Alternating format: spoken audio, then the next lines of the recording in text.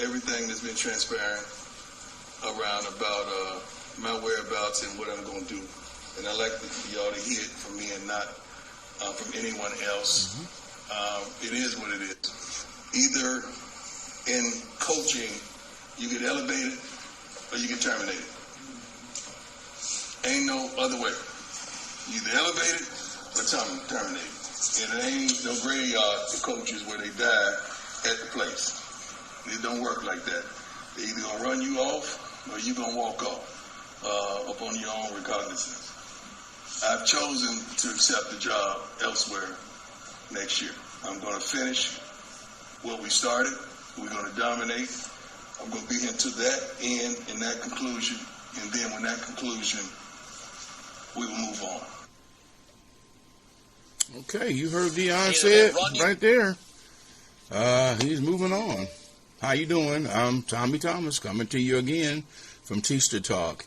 And obviously I want to talk about Deion Sanders' decision to leave Jackson State to go to Colorado. I mean, you know, he said it up front that, you know, that he might not stay where he is.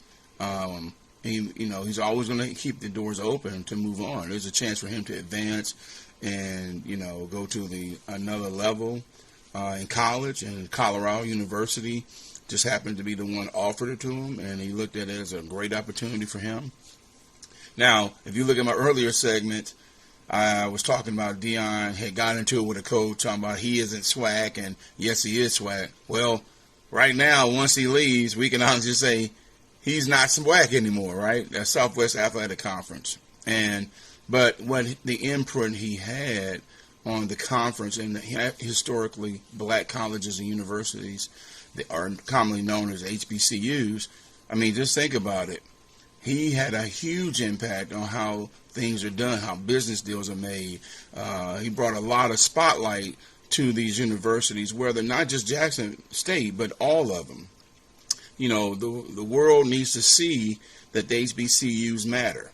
And not just in football or all sports and stuff like that, but just in general, how much our population needs these institutions. And they have been around forever, and he just was trying to bring light to it. So I commend him for doing all the things he has done for black people, those young men in those locker rooms. He has changed lives.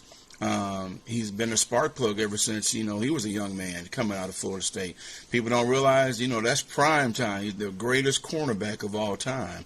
And, you know, he's just one of those generational guys that you can keep pulling for. And you're just really happy that he has chosen to do what he needs to do. Now, that just because he's leaving Jackson State doesn't mean that he hasn't left an imprint. Those players, you know, their lives have changed forever. They can actually say they played for him. They went undefeated. I mean, they won the Southwest Athletic Conference championship last week, and it was just time for him to move on.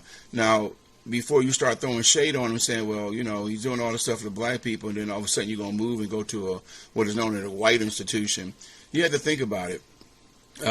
4 to 5 black head coaches in the NCAA, that Division I level, were terminated this year.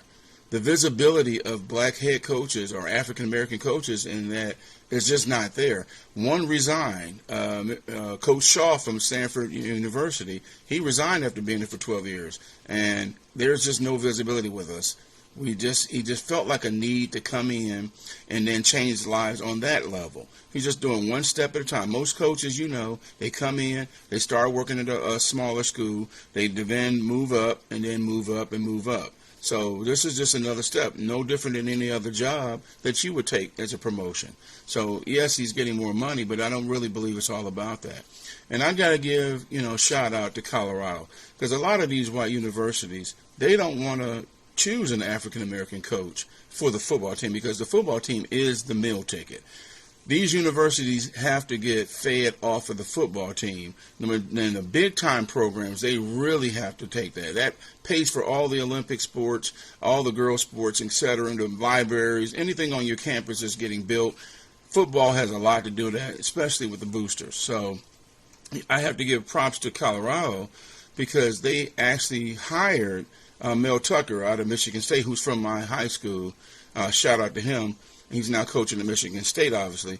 But he left after 1 year and took another opportunity there. And then they hired another African-American coach to replace him. And it didn't pan out, so they had to let him go this past year. And so now they're replacing those 3 straight head coaches are all African-American and now being replaced with Deion. So I commend the Buffaloes. They are our arch rival in Nebraska, my beloved team. But I will say for that, those moves that they have done for the coaching and giving somebody an opportunity to showcase what they can do, I have to give them applause because that's what it's all about. We don't want handouts as African American. We just want to be able to show you that on the even playing field, give us a chance to do what we can do and let us show you. Whether it be we fail or we pass, it doesn't matter. Just give me an opportunity. Anyway, you guys chime in. Let me know what you think about this move from Deion. And like and subscribe. And please, please give me a comment. You know what? Take care. Thanks for watching. Please subscribe.